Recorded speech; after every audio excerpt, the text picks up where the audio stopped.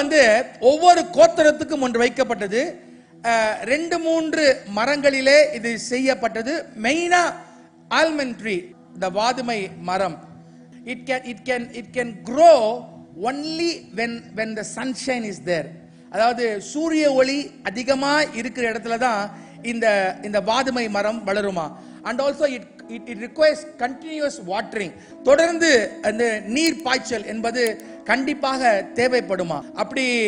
அப்படிப்பட்ட அது மாதிரி இது வந்து 40 அடி உயரம் வளரும். பயங்கரமான பிரான்ச்சஸ்ல இருக்கும். பல வருடங்கள் 50-60 வருடங்கள் கூட இந்த மரங்கள் அதற்கு வாய்ப்பு இருக்கிறது. அப்படிப்பட்ட மரத்திலிருந்து இந்த கோல்களை செய்கிறார்கள். ஆண்டவர் இந்த கோல்களை அவர் ஒவ்வொரு கோத்திரத்தினுடைய கோல்களையும் கொண்டு வர சொல்லுகிறார். பழைய அந்த மரத்தை தான் இந்த கோலா யூஸ் பண்ணுவாங்க. செத்து போன ஒரு கோல், அத 12 பேருடைய கோலை கொண்டு வந்து ஆண்டோடைய சமூகத்துல ஆண்டவர் வைக்க சொல்றார்.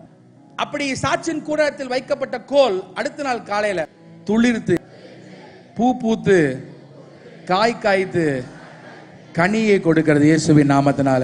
என்ன செத்து போயிருக்கு நினைக்கிறியோ வாழ்க்கையில, அதை பெருக்கத்தை கத்த வர செய்வார்.